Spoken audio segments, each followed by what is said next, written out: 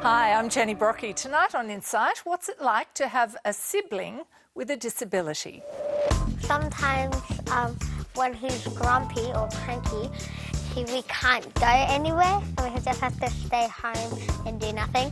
What was it like for you two growing up with Andrew with Down syndrome? We were like twins. We were together all the time. I really wanted to be a good child for them. I wanted to make their life that little bit easier, one less thing for them to worry about. You can't complain because you've got nothing to complain about, so don't complain. And one of the things I made very clear early on was that I wasn't going to be her carer.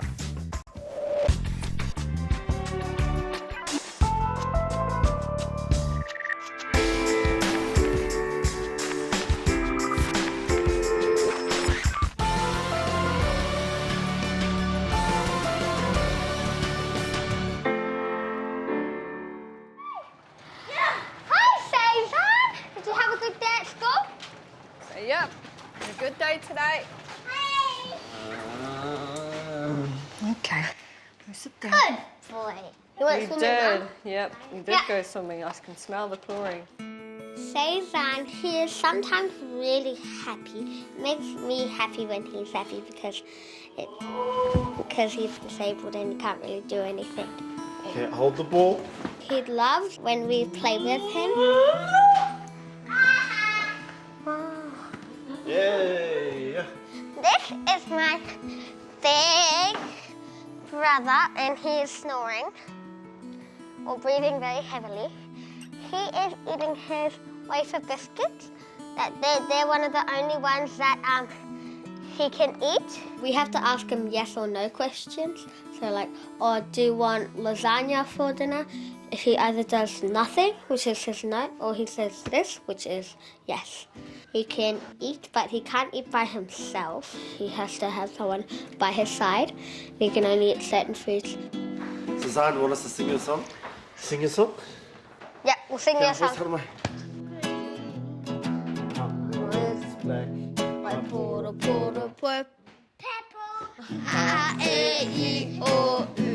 play the guitar, Suzanne? What do you want? He's annoyed. What's the It's matter? alright. So that means he'll be tired. Swimming day is tired day. There you go, handsome guy. Good night, Cezanne. Deisha, that's you with your brother, Cezanne, who's 16. Tell me about him. What's he like? So he can't walk. Like he's usually very happy. How do you get on with him? Really good. Yeah. When I annoy him and talk a lot, he gets very annoyed. What sort of things do you do for him at home? I make his biscuits, I make his afternoon tea, and sometimes I make his porridge in the morning. What's he like when he's really cranky? He is. It's hard sometimes. Yeah. Why? How is it hard? Because he's like usually banging his head or something like that. Yeah. And it's scary to watch. How does he affect the rest of the family and what the rest of the family does? Sometimes when he's grumpy or cranky, we can't go anywhere and we just have to stay home and do nothing. What are the things you find hardest? He when he has seizures. Is it scary when that happens? A little bit because it happens like nearly every day. Your mum, Denisa, is here. Denisa, tell me about Cezanne's condition. What does he have? So he's got something that's called Sturge-Weber syndrome. He was born with brain damage. And how does that affect him? He has epilepsy, so he has seizures most days. He is cortically blind as well. He, at around the age of 10, he also had a stroke, which affected the left side of his body. Now, he's the eldest, so your other kids have only ever really known him like that. Yeah. Has it always seemed normal for you, Deisha? Yep. Denisa, what, from your point of view, what are Cezanne's most challenging behaviours at home? So he's always sort of had self-harming type behaviour where he'll hit himself, like smack himself in the head, throw his head into the wall. He's put numerous holes in our walls around every home of our house. Yeah, he's smashed his face so hard that he has a missing tooth. He chipped his tooth out.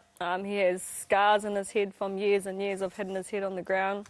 How do you think all of it affects family life, your family life? Affects it big time. I think one of the biggest thing as a family is the isolation part.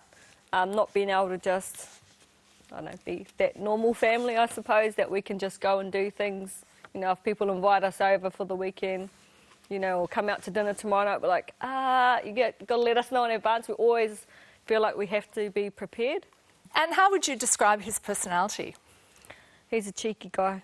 He's pretty cheeky. I think he's really, really smart and super active, even though he can't do much. Like when he was younger, he was very physically able. He would climb 6-foot fences and get over fences and run away.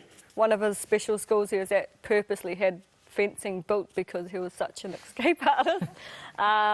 He's a cool little dude. I really like his personality. Yeah. Deasia, who gets the most attention in the family, do you think, of all the kids? And my little sister. How old's your little sister? She's 2. Is that fair, Mum, do you think? Yeah, probably. I think so, yeah. Luke, you're 23. You have a severely autistic sister, Olivia, who's 2 years younger. What was your childhood like? Hectic would be a really good way to describe it. I didn't sort of realise there was anything wrong with her when I was younger. And then it's kind of going to school that you go, like this isn't normal for everyone else, you know. You don't get up in the morning and, you know, you've got to clean up your sister's room because she's smeared poo on the walls, or you've got to clean up the nappy that she's ripped off in the middle of the night and ripped up and thrown everywhere and shoved under the door. You know, and like inviting friends across, it's like, just so you know, she will run naked through the house at some point. This is not a negotiation. It's going to happen. You know, and they're like, okay, yeah, sure. And how comfortable were you with saying that to your friends? I was actually really fine about it, and I think it's got to do with my parents. They never hid my sister. We're going to take her out. You know, we're going to take her to the shops, and you know, she's going to take food out of people's hands and eat it, and we're going to apologise, and we're going to move on with our life. You know, they've always been sort of very strong advocates for it. It's like she is still a person, and she's not going to be ignored. Tell me a bit more about her condition and how it affects her.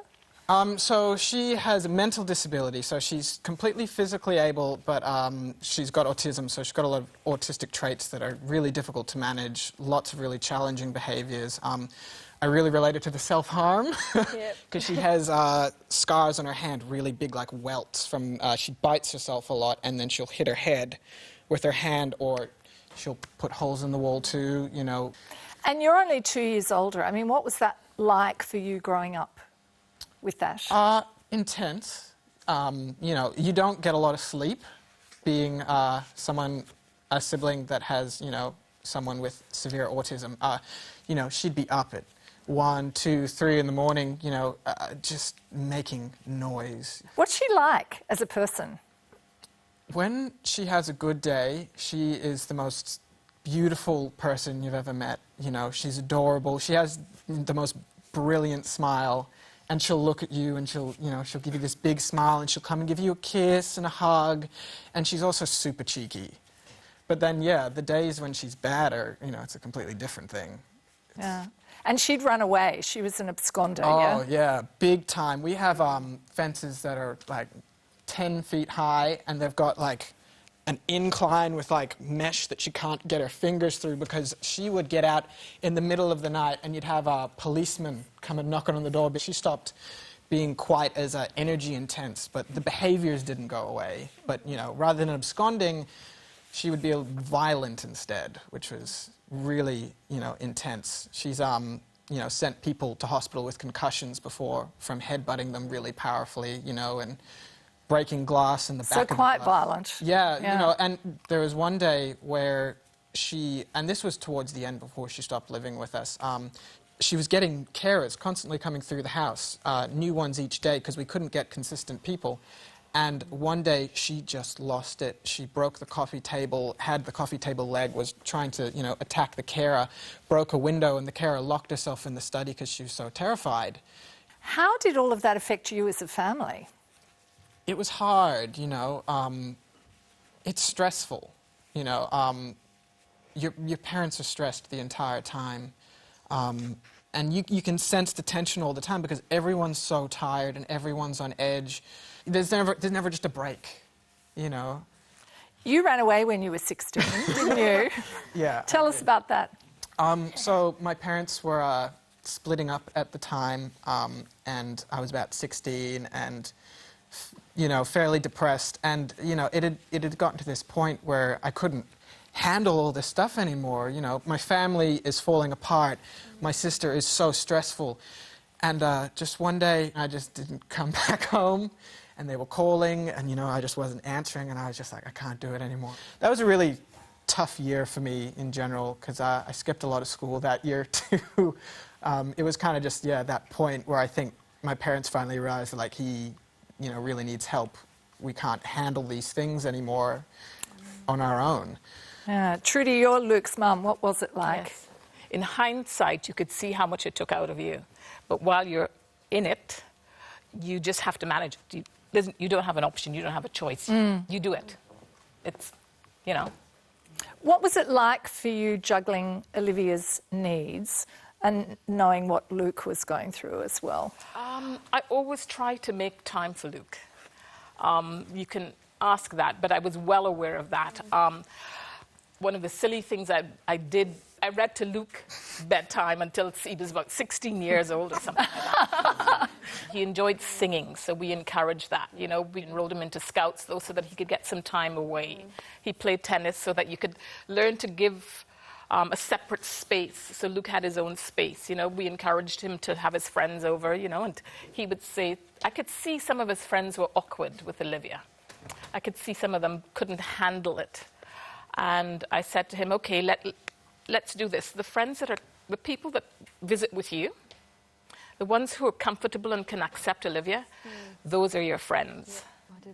The ones who come, they tease her, they ignore her, those are your colleagues and your acquaintances, and you don't need to bring them back anymore. Did you make decisions about friends like that? Honestly, I just didn't think anything of it. My perspective was, you know, this is my sister, and if you don't like it, too bad.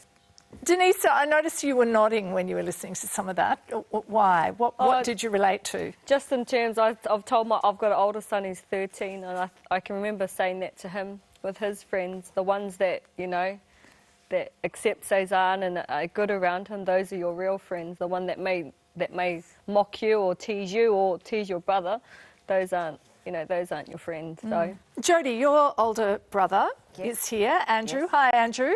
Hello. Nice to meet you both. What was it like for you two growing up with Andrew with Down syndrome? We were like twins. We were together all the time, the two of us. We had our own secret little language. So, Mum, what does he want?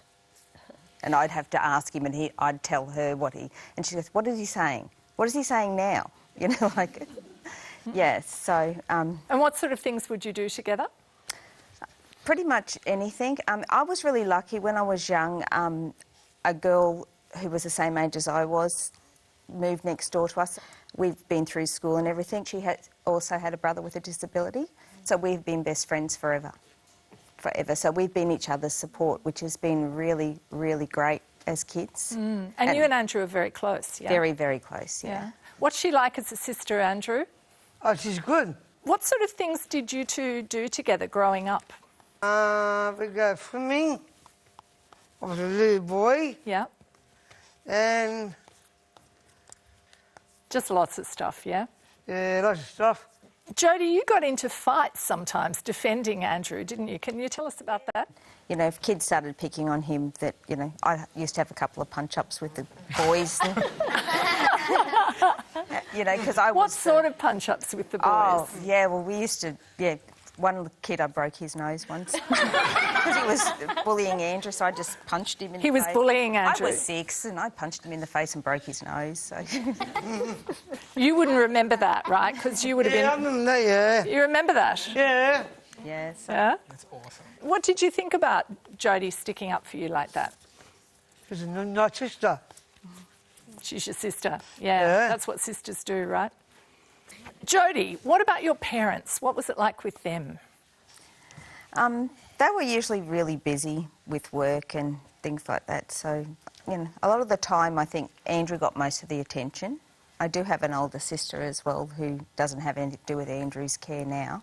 And do you think Andrew got support from your parents? Oh, yeah, I think he got plenty, well, especially from my mum. What about your dad? Not really from my dad. My dad didn't want to bring him home, so Mum had to fight to bring him home from the hospital. Dad would have preferred to put him straight into an institution, which is, I think, what the doctors kind of suggested back then. How long has she been living with you? For 4.5 years. What has that been like for you and for your family? It's hard. It is hard. I know you're not supposed to say that. I know that's not the politically correct thing, but it's a job. Join Michael Mosley as he secretly observes the behaviours of the most complicated animal of all. So who gets to be top dog? And when disaster strikes, do we pull together, or is it a case of every man and woman for themselves? We have been watching you over the course of the last 2 days. It was really interesting from a nature and a nurture perspective. You're released into the wild again. Michael Mosley's Meet the Humans, Monday 7:30 on SBS and on demand. I said I had this crazy idea, I'm going to turn a shipping container into a bakery. Half the time we're up on the bar putting on a show. Technology is a big part of what we do, so the touchscreen comes in really handy, especially during service, because we don't need to worry about the keyboard anymore, and we can touch and play, and we run our music, and really strong battery life. It's actually quite humbling that we can take a family recipe, my mum's recipe, and share it with the world.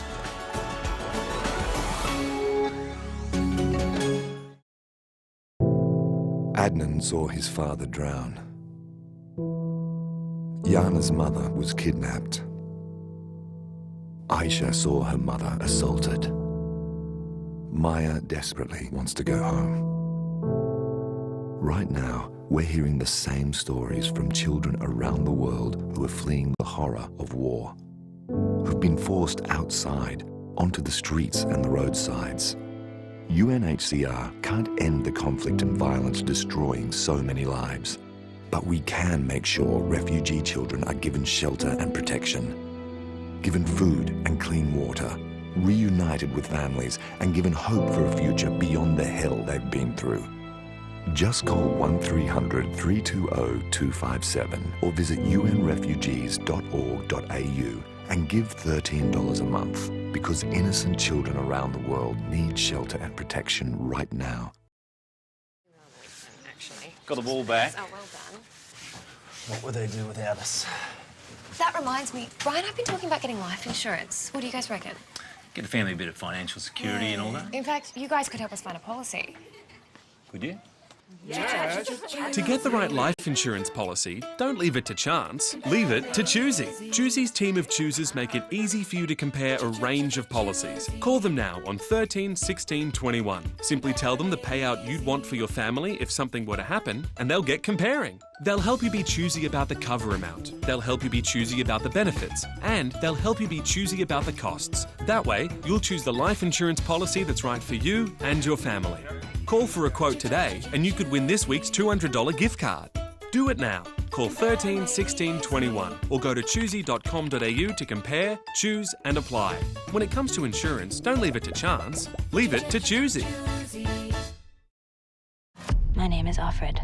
I had another name, but it's forbidden now. We only wanted to make the world better. Better? Better never means better for everyone.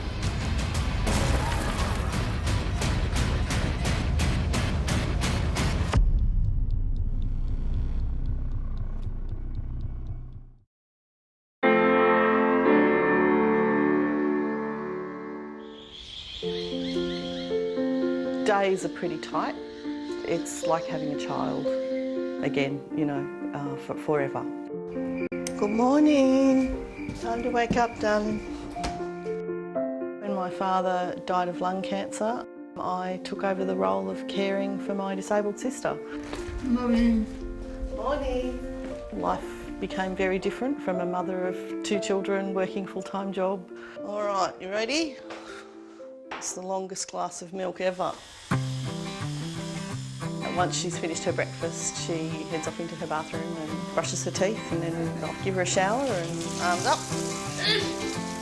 Pull out what she's going to wear for the day and help her get dressed.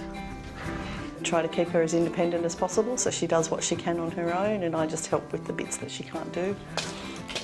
Jo goes to a day program at Marsfield, and they are awesome at engaging her in different activities. Bye! So she goes 5 days a week. It's a 6-hour period of time through the day that she's there, which allows me to work. I work from home, so I work full time. For me, I need to try and be finished by the time she gets home, which can be any time after 3. Hello, darling. Hello. She'll often sit and play on her Wii. She plays tennis and a couple of games on the Wii, which she loves. She does go through clothing, so there's on average a load of washing a day. So again, that's like having a very young child or a baby with nappies. Cleaning up after her and sweeping the floors because she is messy, and that's just the way of the disability. There's nothing you can do about that.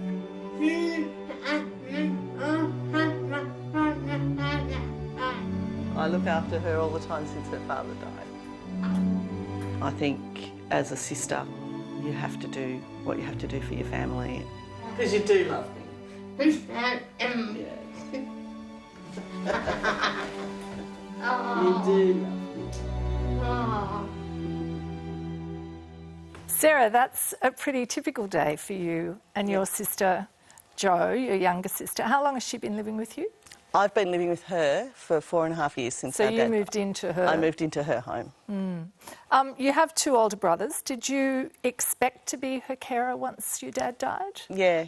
I think I've known since I was 15 that that'd be my job. How did you know that? My mother left when I was 15, and it was fairly quickly obvious that she wasn't going to take on that role or do anything for Jo, and didn't.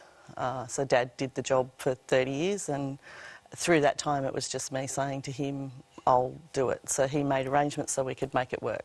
So you just grew up with that expectation? Yeah, I think so, yeah. Tell me about Jo's condition.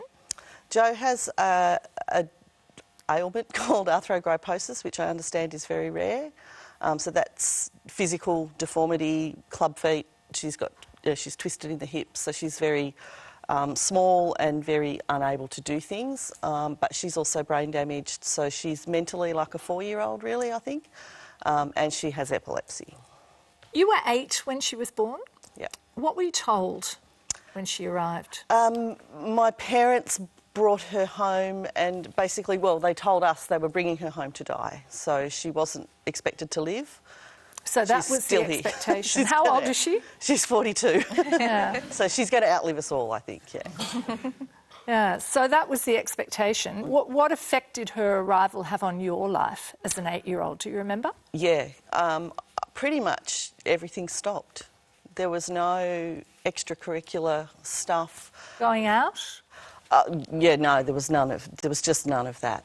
What was it like for you as a teenager, having a disabled sibling? I was expected to take her anywhere I went. So if I went to hang up at the shops on a Thursday night, as teenagers do, and got up to things like, smoking when you weren't supposed to, I had to take her with me. And so we had to teach her not to tell Mum and Dad that we were smoking, obviously.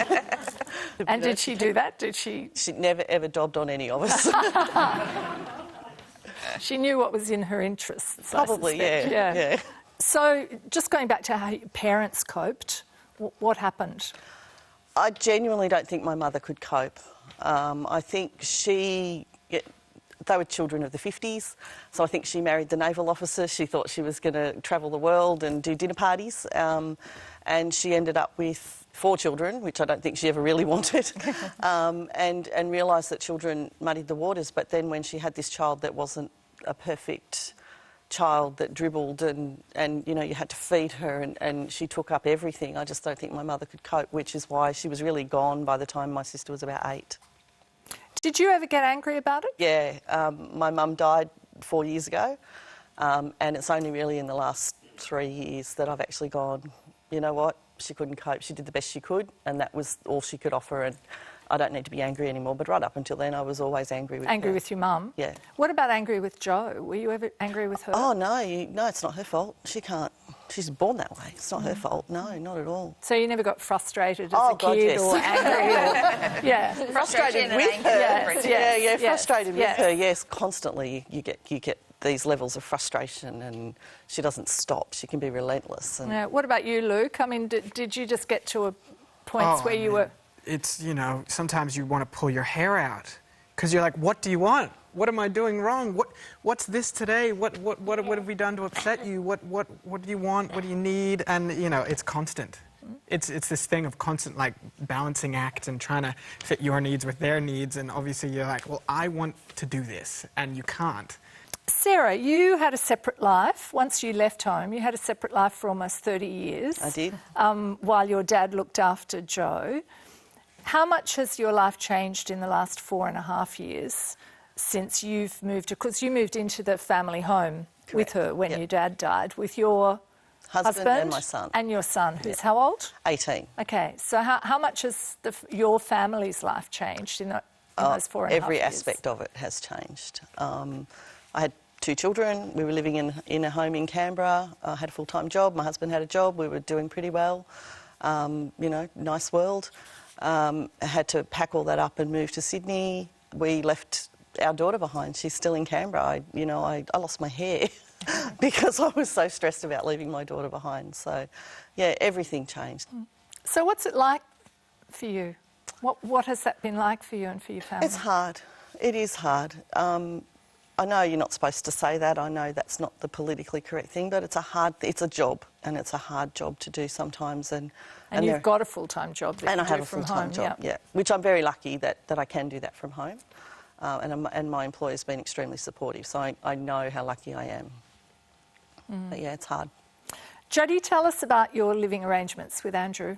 Okay, so Andrew was living in a residential. He moved out the same year as I moved out, the whole twin thing. So Mum was devastated, but Andrew went and lived in a residential. And as his mobility ended up being a problem, they decided that they could only do the mental disability, not the physical, so they basically told Mum that he had to come home. So what are the living arrangements now? So at that time, Dad had dementia. Mum had multiple, she had just had breast cancer and other operations. So we ended up selling both properties and moving out onto acreage and putting a second story on a house. So 7 of us moved into a house. 7 of you? 7 altogether. So who's there? I had my husband, my child and my niece that I've raised, and then my mum, dad and Andrew. And what's involved in caring for Andrew? Well, pretty much everything. Andrew, he can shower himself. He can spend up to 3 hours in the shower at night, and you can no longer have any hot water, which is very interesting in winter. And he doesn't get the whole concept that you're angry at him because he just used all the water. He's going, but it's all cold. I'm only using the cold. Diasha, did you say that happens with Cezanne as well? It happens to Cezanne all the time. There's only so much hot water in the world. Yes. Yeah. But, yeah, Andrew can't wash clothes. Like, he'll say, the basket's full. The basket's full. I don't have any singlets left. The basket's full. And you go, yes, Andrew, we know, you know. How do you balance the rest of your life with this? I've knocked back a job with the police service to start my own business at home so I can be there for Andrew. So I've changed my whole career plan around. Well, you'd wanted to be a police officer since you were how old? 4. Forever. What was that like for you, though, having to give that up? Look, it was huge, but, you know, it's kind of like, well, that's what has to be done. It has to be done. Yvonne, what was it like for you growing up with your older brother, Ashley? So it was pretty rough in a lot of ways. My brother's disability was quite severe. He had spastic quadriplegia. He was non-verbal, so he couldn't speak at all. He had severe cognitive issues. and a range of kind of secondary issues that kind of spread off from that. So, well, he had a gastric tube as well? Yes, he had that put in when he was a child, so he stopped eating at about the age of 8, and everything from there on went straight into his stomach via the tube. And he was nearly blind as well? Yes. So how did all of that affect you as a child growing up? I suppose as a child growing up, I really didn't get a lot of attention, I think is the main thing. My parents were incredibly busy looking after my brother. His care needs were really severe, even from a very young age, because he couldn't do anything for himself. So as a child, I very much kept to myself a lot. There were lots of trips to hospital with your brother that had an effect on you. Tell us about those and what happened. Yeah, so like I said, there's a number of secondary issues that he had.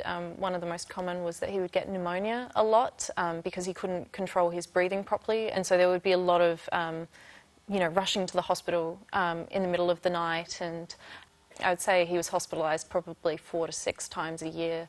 And you were often told to say goodbye to him in some of those situations? Yeah, we'd get a call from the doctors saying something's taken a turn for the worse and we're not sure that he's going to make it. So my parents would sometimes wake me up in the middle of the night and say, look, we have to go to the hospital right now because essentially you need to say goodbye to your brother. This might be your last chance to ever see him. And so that happened a lot. How old were you when that sort of thing was happening? It's from as far back as I can remember, almost. Where did that leave you? I suppose I ended up kind of numb to it because, it was very distressing, thinking he's going to die all the time. And so it kind of just got to a point where I couldn't take it on board anymore. It was just too much. And so I kind of became a bit numb to it. Could you talk to your parents about how you felt? So I did talk to my parents a bit, but the problem is, of course, they were quite stressed as well. I could see that my parents were just so overwhelmed with everything that I didn't want to add to what they were already suffering through. And so I did keep it to myself quite a lot. I really wanted to be a good child for them. I wanted to make their life that little bit easier, one less thing for them to worry about.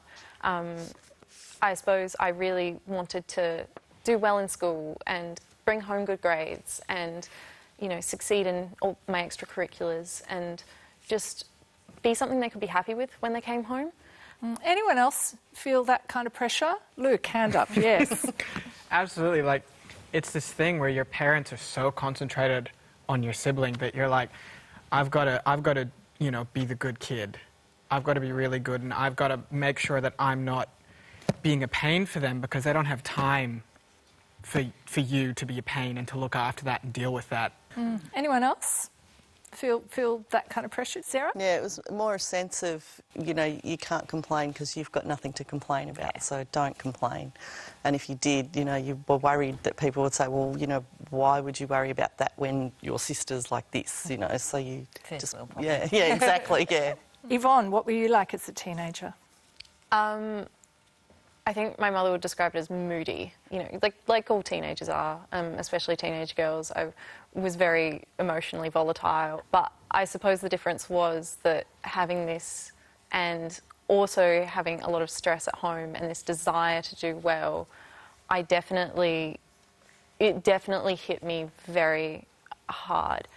And how did that manifest itself? What sort of things were you doing? At a certain point, I started self-harming as well, as kind of a way to cope with it. How bad did all that get?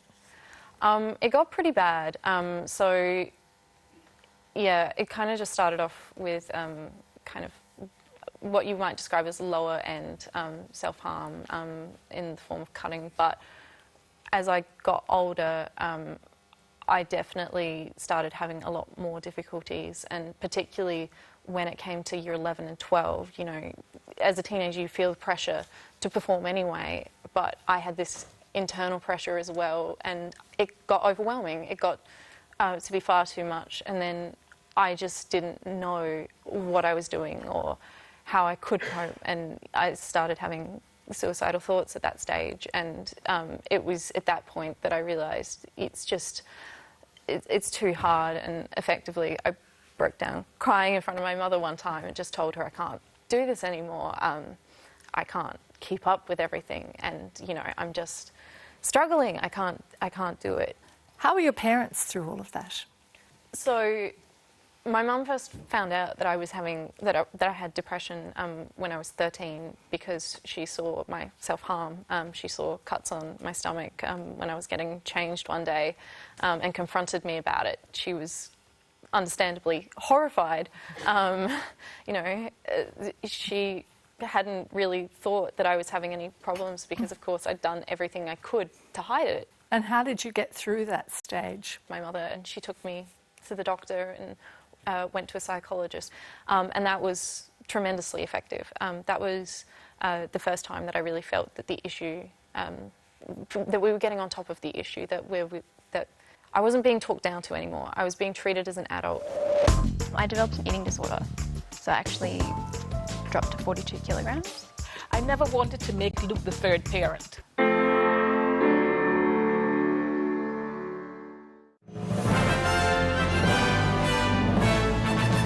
Coming up in the news, Donald Trump Jr. releases bombshell emails detailing his meeting with a Kremlin-linked lawyer.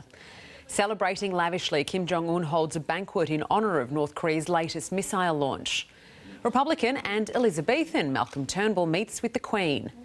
And a refugee has been honoured for her scientific work. Details at 6:30.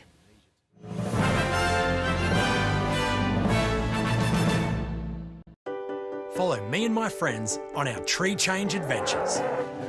A storm came through last night and I thought the house was going to blow away. It's about sustainability. The pressure's really on. Delicious food. That is a beautiful pumpkin. Well, I've got my work cut out for me this afternoon. And the joys of living the simple life. That's about as good as it gets. Come on down to River Cottage, Australia. Tonight at 6 on SBS and on demand. Rusty's life has been destroyed by endless abuse. Matilda has been shattered by years of neglect. Abby has been torn apart by unbelievable cruelty. Every year, the RSPCA rescues innocent animals whose lives have been ruined by pointless cruelty and neglect. Animals who just wanted love. Help us pick up the pieces of their broken lives. Please call 1800 677 258 or go online to give just $10 a month. Because these innocent animals need a second chance.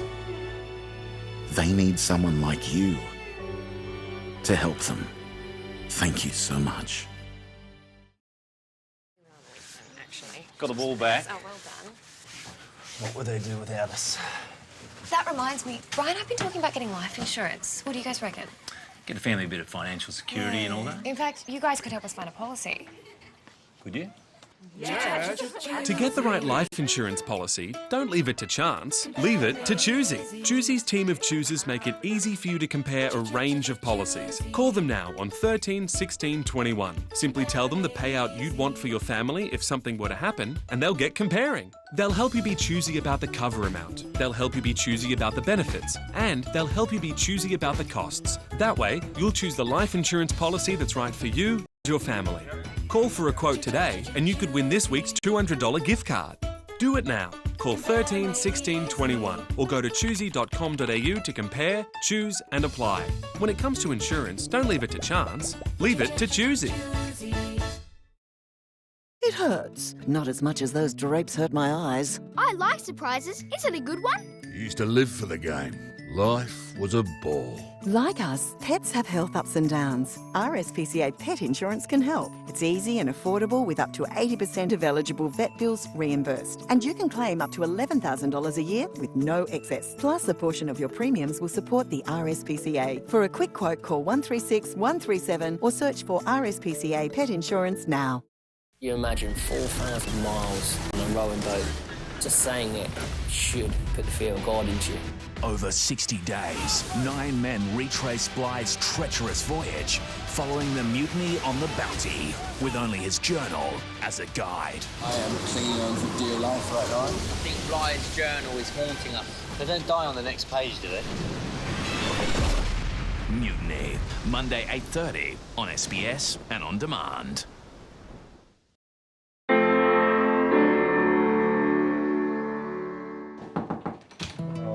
What's this? Hi, Jason. How are you? Oh, look at that. Who's that? Mom and Dad are here. Hi. Oh, I missed you, Jason. Oh, give me a hug. Give me a hug. Big hug.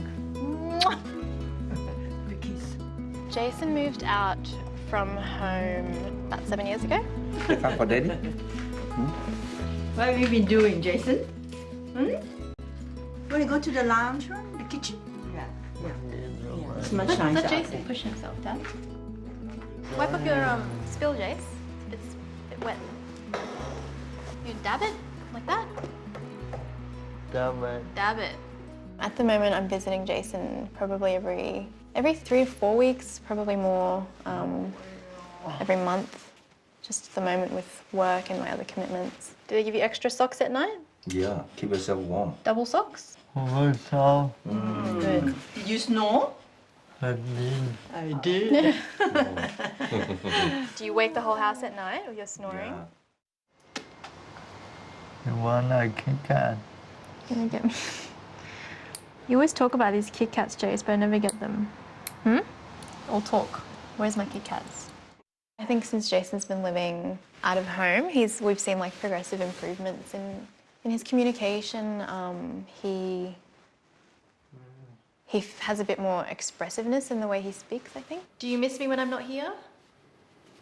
Miss you, Oh, he's stable where he lives and he seems to enjoy it and he seems well looked after. Today, after seeing Jason, was really lovely. He was really happy, so that always makes me happy. Okay, bye-bye. See you. Yeah, but you always feel like a little bit guilty leaving him behind a bit.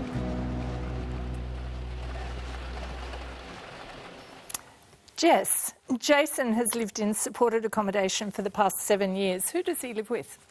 So he lives with 3 other boys at the moment. And they have a full-time carer there? Jason is the one who needs the full-time carer. What condition does Jason have? He has a condition called Pelizaeus-Merzbacher disease. So he can't communicate very well. He can't walk. He's always had to use a wheelchair. He's got good upper mobility. He's probably got the cognitive level of probably a 4-year-old, 5-year-old. Now, he's 32, which really surprised me. He doesn't look 32. He's 6 years older than you. How did your family react to him having a disability? So it's actually a genetic disability. So my uncle has the same condition, but they were in Malaysia. So my parents migrated here in the 70s, and they sort of had a better idea of the disability, and they realised it was more of a biological thing as opposed to sort of a cultural thing. So previously, like with my uncle, they would think that was a curse, like it was more of a spiritual thing as opposed to it being purely genetic. Your parents have run restaurants for more than 25 years. You're their only other child, so I'm putting those two things together and I'm thinking, how much did you care for Jason when he was growing up? Yeah, so I think probably the age of 13, I started to take on a lot of the caring roles. So what did that mean for you, practically?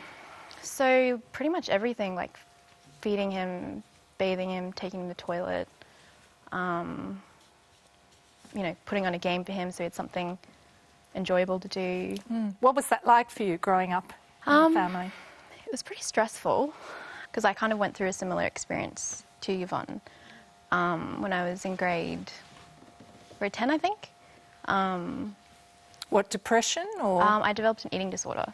So I actually dropped to 42 kilograms. Normally it's 53, if I'm lucky. So you dropped how many kilograms? I got to 42. I think that was just my way of dealing with things, like, because I don't think my parents know about this, so they might know about it now, but yeah, I think I was just so stressed and I was internalizing everything and putting on this face to go to school, to like care for my brother, for my parents to, you know, think that I was okay. Didn't feel like I had any control, so, you know, the only thing I could control was my eating, so I just stopped eating, or I would... How long did that go on for? Probably 18 months. How did you get out of that? One summer I came back from school and a friend of mine just said, like, Jess, you don't look well. Like, what's going on? Yeah, and that was a bit of a wake-up call, I think. I don't really know how my parents didn't notice. I don't know if it was baggy uniforms or something, but... Or that they were preoccupied with dealing with yeah. the situation, yeah. Yeah, probably, like... Do they know now? Probably after they watch the show. Yes, well, that's what I'm thinking. Yeah, that's what I'm thinking. So you haven't spoken to them about it at all? No. No. Why do you think that is? Well, because they already feel so much guilt, you know, with Jason. Like, the last thing they want is to know that it affected me that much. Who made the decision for Jason to go into the group home? Was that something he wanted? Was it something the family decided? It was more of a family decision. So it was when I was 19, he would have been 26, if my maths is right. Yeah, it was just getting too much. Like, I think my mum and dad, they were still working in their restaurant. So we're doing, like, you know, 70-hour weeks. I was at uni. I'd have to do all this caring for him, go to uni, come back, do more caring, and then at night I'd study. I didn't really see that I would be happy being a full-time carer for him and stopping my career. So it was hard for the first probably 3 years, but I think now it's been a good decision for us. How did he react?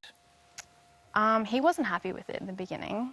I think he didn't really understand, like, why he was moving from home, but now he's happy. Yeah. And you? How's it been for you?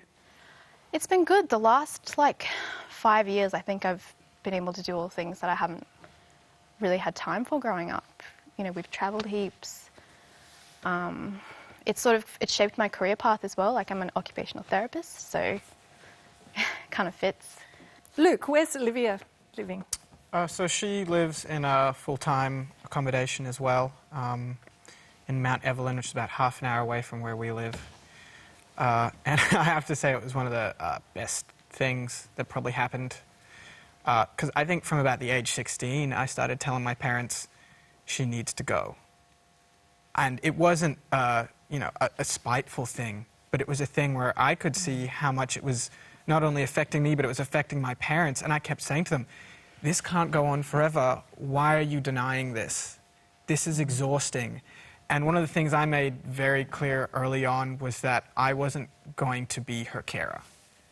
You know, just because I've seen older people that care for their siblings and their life ends in a way for some of them, where their sibling is the only thing that happens. And I watched that and went, I can't do that. It's, you know, it's just, I don't want that terror of being confined to this life forever. It's terrifying. And my parents were still going, and, you know, Mum had, what was it? It was two things. It was like, it's like a stroke. I had a couple of I had two mini strokes, and then what tipped it was we hadn't slept for 19 years. We had a baby for 19 years. Yeah. And I was driving one day and I fell asleep at the wheel and we drove off the road. Luckily for me, I drove off a road that had an embankment, and so the car went uphill as opposed to down. And then I realized, okay, you don't have a choice. I hadn't wanted to put her in because of all the horrific stories coming out about abuse in those homes. And Olivia is a perfect target. So she's nonverbal. because she can't control her physical things. She's on medication to stop her periods. She is on a pill as well. She's a young female, and so she was absolutely vulnerable. And if anything happened to her, you wouldn't know except by her behavior. And the thought of her going in there and being abused. And yeah, I knew what Luke was saying, but I was sort of like, okay, I need to do everything I could do so that when I couldn't do it anymore, I knew I did everything. Sarah, I just wonder how you react listening to what Luke was saying about not wanting to be the sibling that's looking up, that's the carer, you know, going on into his adult life. Well, partly he's not wrong. So, it's I mean, honestly people from your generation that I've seen that, and that's where absolutely. I've gained my experiences from. Yeah. So I was like sitting there fully aware I'm blabbing about it here. No, absolutely, because, you know, there was I with, you know, growing children and thinking they're going to grow and, you know, that's what you expect to happen. But realistically, that's never going to happen for me. I've got a child that I will care for as long as I physically am able to do it, for much the same reasons as you mentioned, just to protect her. My sister is extremely vulnerable. She trusts absolutely everybody, doesn't really understand. So it's that thing, I can't retire, I can't So really is it plan. fear of that that's stopping you from... No, it's more that it's what I told my father I would do. So it's just that as a family... Carrying out his wishes. Well, as a family, that's what we think is best for her for now.